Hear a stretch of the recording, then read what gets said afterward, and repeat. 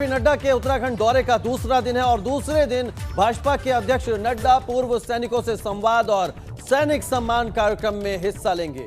ये कार्यक्रम रायबाला में होगा। इसके बाद राष्ट्रीय अध्यक्ष प्रदेश भर के भाजपा के निर्वाचित जिला पंचायत अध्यक्षों, मेयर, ब्लॉक प्रमुख, नगर पालिका और नगर पंचायत अध्यक्षों, इसके अलावा बीडीसी के अध्यक्षों की बैठक लेंगे। इसके बाद कोर ग्रुप की बैठक होगी जिसमें जेपी नड्डा शामिल होंगे। कार्यक्रम के आखिर सत्र में नड्डा साधु संतों का अभिनंदन और आशीर्वाद लेंगे। इसके अलावा जेपी नड्डा भीमराव अंबेडकर की मूर्ति पर माल्यार्पण भी करेंगे। तो जेपी नड्डा के दूसरे दिन का जो कार्यक्रम है वो हम आपको बता रहे हैं। कोर ग्रुप की बैठक में भी शामिल होंगे, साधु संतों का आशीर्वाद लेंगे। उत्तराखंड पहुंचे हैं भाजपा के राष्ट्रीय अध्यक्ष जेपी नड्डा। फिलहाल सबसे पहले जो है कार्यक्रम उनका वो पूर्व सैनिकों से संवाद का है। पूर्व सैनिकों का सम्मान करेंगे। रायबाला में ये सैनिक सम्मान कार्यक्रम रखा गया है। और बड़ी खबर आपको बता दें, थोड़ी देर में सैनिक संवाद कार्यक्रम में हिस्सा लेंगे भाजपा के राष्ट्रीय अध्यक्ष जेपी नड्डा। पूर्व सैनिकों का सम्मान करेंगे। बीजेपी अध्यक्ष नड्डा पूर्व सैनिकों से बातचीत भी करेंगे। रायबाला में आयोजित हो रहा है ये कार्यक्रम और कुछ ही देर बाकी है इस कार्यक्रम के आयोजन में, जब पूर्व सैनिकों का सम्मान करेंगे बीजेपी के राष्ट्रीय अध्यक्ष जेपी नड्डा। पूर्व सैनिकों से संवाद भी होगा। कुछ ही देर में सैनिक संवाद कार्यक्रम में हिस्सा लेंगे भाजपा के राष्ट्रीय अध्यक्ष जेपी नड्डा। 2 दिन के दौरे पर उत्तराखंड पहुंचे हैं भाजपा के राष्ट्रीय अध्यक्ष और अब पूर्व सैनिकों से बातचीत करेंगे। कुछ ही देर में यह कार्यक्रम शुरू होगा।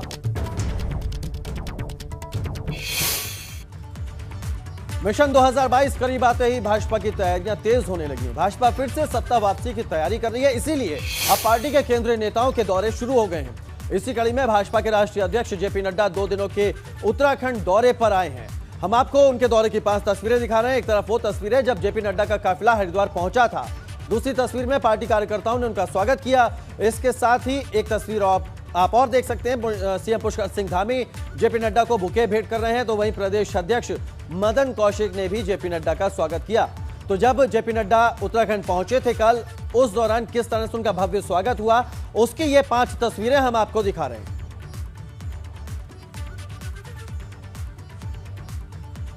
तो 5 तस्वीरों के जरिए जेपी नड्डा के उत्तराखंड में पहुंचने का जो स्वागत समारोह, जो अभिनंदन हुआ, वो हमने आपको दिखाया। और आगे बढ़ते हैं, नड्डा के दौरे को लेकर सीएम पुष्कर सिंह धामी ने कहा कि राष्ट्रीय अध्यक्ष जेपी नड्डा ने पार्टी का मार्गदर्शन किया है। सीएम ने कहा कि चुनाव के लिए जो संभव हो सकता है उसी तरह की तैयारियां की जाएंगी। अभी उन्होंने हमारे पार्टी पदाधिकारियों के साथ, मोर्चा अध्यक्ष और महामंत्रियों के साथ बैठक करी है। उस बैठक में संगठन को कैसे और विस्तार रूप दिया जाए, कैसे बढ़ाया जाए, कैसे जनता के साथ ठीक से संवाद किया जाए, उस पर उन्होंने अपना मार्गदर्शन दिया है। और साथ ही अभी दूसरी बैठक हमारी सांसदों, विधायकों, मंत्रीगणों के साथ हुई है। उस बैठक में बूथ स्तर तक कैसे मजबूती प्रदान हो, उसके संबंध में उनका मार्गदर्शन हुआ है। और निश्चित रूप से उनके इस मार्गदर्शन से, इस दौरे से हमारे सभी कार्यकर्ताओं में, सभी पदाधिकारियों में और संगठन में काम करने वाले अति महत्वपूर्ण सभी लोगों में एक नई ऊर्जा और उत्साह का संचार हुआ है। और अभी उनका दौरा चलेगा। और भाजपा के राष्ट्रीय अध्यक्ष जेपी नड्डा के दौरे को लेकर क्या कुछ कहना है भाजपा नेताओं का, वो भी आपको सुनवाते हैं।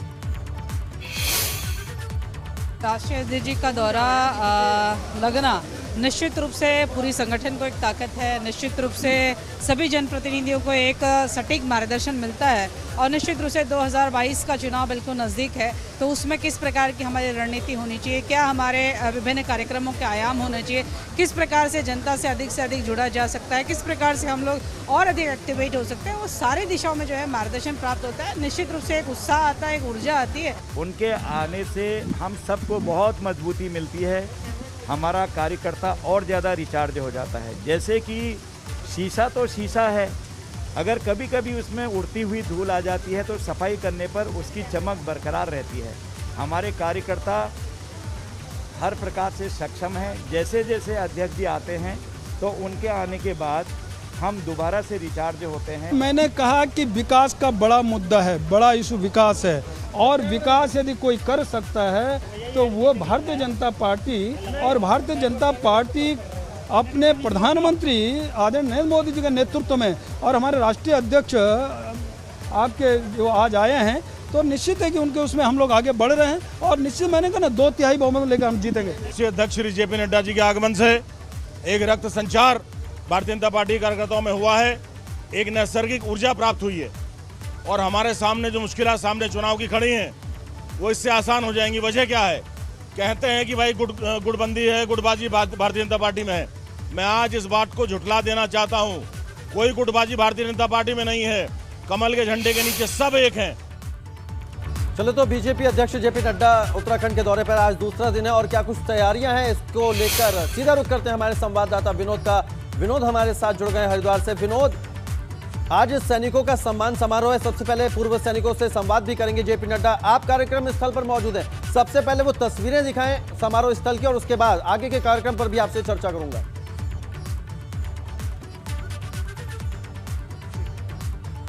देखिए, थोड़ी देर बाद में राष्ट्रीय अध्यक्ष जेपी नड्डा इस कार्यक्रम में पहुंचने वाले हैं और मैं तैयारी आपको दिखाता हूं कि पूरी तैयारी इस कार्यक्रम की हो चुकी है और जो भी यहाँ पर पूर्व सैनिक हैं लगातार यहाँ पर पहुंचते नजर आ रहे हैं। और सीधे तौर पर आप तस्वीरें देखिए, पूर्व सैनिक संवाद एवं सम्मान कार्यक्रम का ये रखा गया है और इसमें पूर्व सैनिक यहाँ पर पहुंचे हुए हैं। तैयारी पूरी हो चुकी है। थोड़ी देर बाद में राष्ट्रीय अध्यक्ष जेपी नड्डा इस परिसर में पहुंचेंगे और पूर्व सैनिकों के परिवारों से मिलेंगे, उनसे बातचीत करेंगे और सम्मानित करेंगे।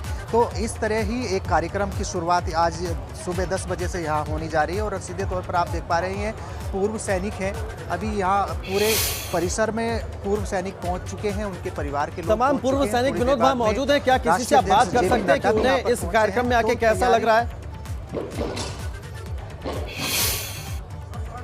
जी, हम कोशिश करेंगे, हम बात करेंगे कि आखिरकार वो इस कार्यक्रम में आए हैं। सर, आप कहेंगे इस कार्यक्रम में आप पहुंचे हैं, राष्ट्रीय अध्यक्ष जी भी आपसे बात करेंगे, किस तरीके से कार्यक्रम ये? देखिए, ये हमारे लिए आज बड़े ही हर्ष का विषय है कि भारतीय जनता पार्टी के राष्ट्रीय अध्यक्ष जो है पूर्व सैनिकों के साथ संवाद करने हमारे क्षेत्र में आए हैं। हम सबसे पहले उनको धन्यवाद करेंगे, जो वर्षों से हमारी लंबित मांगें थी, जैसे OROP होगी, उनको उसको पूरा किया, हम सरकार का धन्यवाद करते हैं। बाकी बड़े ही हर्ष का विषय, हम अपने को गौरवान्वित महसूस कर रहे हैं। सर, आप बताइए, आपसे जानना चाहेंगे, आज आप पूर्व सैनिक सम्मान कार्यक्रम में आए हैं, राष्ट्रीय अध्यक्ष आपसे बात करेंगे, तो किस तरीके से आपको कैसा लग रहा है और जो सैनिकों की मांग होती है वो कैसे आप देखते हैं? देखो, हमको वैसे बहुत अच्छा लग रहा है। आज हमारे यहाँ पर एक दिल्ली से यहाँ पर हम पहुँच रहे हैं जेपी नड्डा जी। तो हमारा कहने का मतलब ये है कि हमारे बारे में वैसे आत्मदा एक्समैन के बारे में कोई ऐसी सुविधा नहीं है जिसको हम चाहते हैं। और हम पक्के एक वोटर हैं जो कि भाजपा को कमल शुरू से ज़िंदगी भर हम उससे जुड़े हुए हैं। उनको भी हमारे एक्समैनों के बारे में कुछ सोचना चाहिए। कौशल, देखिए, चाहे सैनिकों की जो भी बात हो या उनकी जो समस्याएं होती है, उनके परिवार की समस्या होती है, वो आज उनसे, उनके परिवारों से, पूर्व सैनिकों से रूबरू होंगे। और अभी थोड़ी देर बाद में राष्ट्रीय अध्यक्ष इस पूरे प्रांगण में पहुंचेंगे और कार्यक्रम में हिस्सा लेंगे। तैयारी पूरी हो चुकी है और उसके बाद में तमाम 2022 के चुनावी एजेंडे को लेकर कई कार्यक्रम लगे हैं, चाहे कोर कमेटी की बैठक हो या निर्वाचित जिला पंचायत अध्यक्षों के साथ बैठक हो, मेयर हो, ब्लॉक प्रमुख हो, तमाम ऐसे आज का भी शेड्यूल पूरा खचाखच राष्ट्रीय अध्यक्ष का है। और उसके बाद में संत गणों से भी राष्ट्रीय अध्यक्ष मुलाकात कर आशीर्वाद लेंगे और ठीक उसके बाद में हरिद्वार जवालापुर के पास में धीरवाली गांव में जाकर संत रविदास मंदिर पे मूर्ति पर माल्यार्पण करेंगे। तो ये पूरा कार्यक्रम आज का राष्ट्रीय अध्यक्ष का है। थोड़ी देर बाद में राष्ट्रीय अध्यक्ष रायवाला देहरादून में पहुंचेंगे और पूर्व सैनिकों से मिलेंगे और उसके बाद में पूर्व सैनिकों को भी सम्मानित बिल्कुल बिल्कुल आप नजर बनाए रखिएगा, ज्यादा वक्त नहीं बचा है कार्यक्रम में। विनोद, हम दोबारा भी आपसे चर्चा करेंगे। फिलहाल इस जानकारी के लिए बहुत शुक्रिया आपका। आगे बढ़ते हैं। जेपी नड्डा के दौरे को लेकर एक अहम जानकारी मिल रही है। बताया जा रहा है कि जेपी नड्डा 3 विषयों पर नाराज हैं। खबर है कि पन्ना प्रमुखों और शक्ति केंद्रों की प्रगति रिपोर्ट न मिलने पर नड्डा खास नाराज हैं। तो मंत्रियों और पार्टी पदाधिकारियों का रात्रि प्रवास नहीं होने से भी उनकी नाराजगी सामने आई है।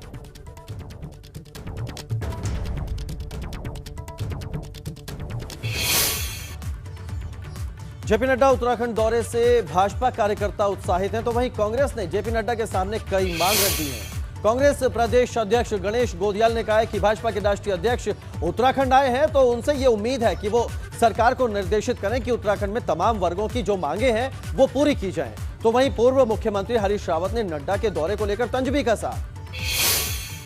जनता पार्टी के राष्ट्रीय अध्यक्ष नड्डा जी 2 दिवसीय उत्तराखंड दौरे पे आ रहे हैं। मैं उम्मीद करता हूं कि बहुप्रतीक्षित जो विभिन्न मांगें उत्तराखंड के विभिन्न वर्गों से हैं, वो राज्य की सरकार को निर्देशित करेंगे कि उन मांगों पर सरकार तत्काल निर्णय ले और राज्य के हित में फैसले जारी करे। मैं उम्मीद करता हूं कि वो आकर उत्तराखंड के उन गरीब लोगों के हित में यहाँ की सरकार को वो योजना, कांग्रेस की योजना को जो बंद कर दी उन्होंने, उसको दोबारा शुरू करने के लिए आदेशित करने का काम करेंगे। का वक्त आया है तो आएंगे नेतागण, अच्छी बात है, उन सब का स्वागत है जो भी उत्तराखंड के अंदर आए। मगर एक बात हम कहना चाहते हैं कि अब कुछ भी हो, भाजपा कितना ही शीर्षासन कर ले, मगर उत्तराखंड की जनता अब उनको बर्दाश्त करने को तैयार नहीं। जेपी नड्डा के दौरे के पहले दिन के कार्यक्रम में राज्यसभा सांसद अनिल बलूनी भी पहुंचे। इस दौरान अनिल बलूनी ने कहा कि उत्तराखंड में बनने जा रहा टाटा कैंसर इंस्टीट्यूट के साथ उत्तराखंड सरकार जल्द ही कैंसर हॉस्पिटल को लेकर MOU साइन करने जा रही है। टाटा कैंसर इंस्टीट्यूट राज्य में कैंसर यूनिट बनाएगा। बलूनी का कहना है कि कैंसर हॉस्पिटल इस साल के आखिर तक अस्तित्व में आ जाएगा। कैंसर अस्पताल हरिद्वार या हल्द्वानी में खुल सकता है, तो काफी राहत मिलेगी उत्तराखंड के लोगों को। आगामी सप्ताह के अंदर उत्तराखंड सरकार की तरफ से एक प्रपोजल एटॉमिक एनर्जी विभाग को जाएगा और एक MOU एटॉमिक एनर्जी विभाग, उत्तराखंड सरकार और टाटा कैंसर इंस्टीट्यूट के मध्य होगा। इस वर्ष के अंदर हमारा एक प्रयास रहेगा कि टाटा कैंसर हॉस्पिटल की एक इकाई उत्तराखंड के अंदर प्रारंभ कर दी जाए। जो राज्य सरकार की तरफ से जो कल चर्चा में आया है, उसमें 3-4 अच्छे भवन, जो बने बनाए भवन हैं, जो अस्पताल के रूप में उपयोग हो रहे हैं, उनके ऊपर चर्चा है। कुमाऊं के अंदर भी और गढ़वाल मंडल में भी, देहरादून के नज़दीक, हरिद्वार के आसपास भी कुछ इस प्रकार के स्थल हैं जहां पर बनाया जा सकता है। तो आने वाले समय पे राज्य सरकार को तय करना है। उत्तराखंड में बारिश से पैदा हो रहे हालात का आज भी उत्तराखंड में भारी बारिश हो सकती है। मौसम विभाग ने भारी बारिश का अलर्ट जारी किया है। मौसम विभाग की ओर से बारिश का ऑरेंज अलर्ट जारी किया गया है। अगले 2 दिनों तक भारी बारिश हो सकती है उत्तराखंड में। तो बड़ी खबर आपको बता रहे हैं, मौसम विभाग की ओर से बारिश का ऑरेंज अलर्ट जारी किया गया है। अगले 2 दिनों तक भारी बरसात हो सकती है। चलिए, और मौसम किस तरह का है उत्तराखंड में, ज्यादा जानकारी के साथ सीधा रुख कर लेते हैं उत्तराखंड से। देहरादून से हमारे संवाददाता पंकज हमारे साथ जुड़ गए। पंकज, मौसम विभाग ने बारिश का ऑरेंज अलर्ट जारी कर रखा है, क्या आप राजधानी देहरादून में मौजूद हैं? वहां किस तरह के हालात हैं और अलग अलग जिलों में क्या हालात पैदा हो रहे हैं? बिल्कुल, देखिए, उत्तराखंड में मौसम विभाग ने 48 घंटे का अलर्ट जारी किया था और आज की मौसम की बात करें तो आज मौसम हल्का शुष्क बना हुआ है और अभी सुबह तेज़ बारिश हुई थी, लेकिन अभी हल्की हल्की धूप खिलने लगी है। तो ये कहा जा सकता है कि आज हल्की राहत हो सकती है, लेकिन पहाड़ी क्षेत्रों में भी अभी बारिश लगातार बनी हुई है, वहाँ पर काफ़ी दिक्कतें आई हैं। बारिश होने से जो गंगा नदी का जलस्तर है वो बढ़ गया है, तो ये कहा जा सकता है कि मैदानी क्षेत्रों में दिक्कतें पैदा हो सकती हैं। लेकिन मौसम विभाग ने जिस तरह से 48 घंटे का अलर्ट जारी किया था, यानी कि ये कहा सकता है कि 20 से 22 तारीख तक का मौसम विभाग ने अलर्ट जारी किया था और येलो अलर्ट था ये खासकर पर्वतीय क्षेत्रों में। अगर हम गढ़वाल क्षेत्र की बात करें तो यहाँ पर पौड़ी, उत्तरकाशी, रुद्रप्रयाग, चमोली जिलों में भारी बारिश का अलर्ट दिया गया था। और उसके साथ साथ ही अगर कुमाऊं की बात करें तो वहाँ पर नैनीताल, बागेश्वर, अल्मोड़ा, पिथौरागढ़ जिले में भारी अलर्ट का बारिश का अलर्ट जारी किया गया था। तो अब ऐसे कहा जा सकता है कि आज हल्की राहत यदि रहती है तो निश्चित तौर पर मौसम विभाग के निर्देश के बाद आज शाम से फिर मौसम में बदलाव होगा, उसके बाद फिर भारी बारिश हो सकती है, तो लोगों को दिक्कतें हो सकती हैं। और अभी भी कई ऐसे लिंक मार्ग हैं जो भूस्खलन की वजह से बंद हुए हैं, तो लोगों को दिक्कतें आई हैं। उसके बाद जो राष्ट्रीय राजमार्ग हैं उनको खोलने का काम जारी है। कल बद्रीनाथ हाईवे बंद होने की सूचना मिली थी और वहां पर JCB के माध्यम से यातायात को खोला जा रहा है। तो ये कहा जा सकता है कि आने वाले 2 दिनों में और हल्की बारिश होती है तो निश्चित तौर पर लोगों की दिक्कतें बढ़ सकती हैं। बिल्कुल, मौसम अभी मानने को तैयार नहीं है, लगातार भारी बारिश हो रही है। बहुत शुक्रिया आपका पंकज, हमारे साथ जुड़ने के लिए और ये अहम जानकारी हमसे साझा करने के लिए। अभी भी उत्तराखंड में बारिश का ऑरेंज अलर्ट जारी कर दिया है।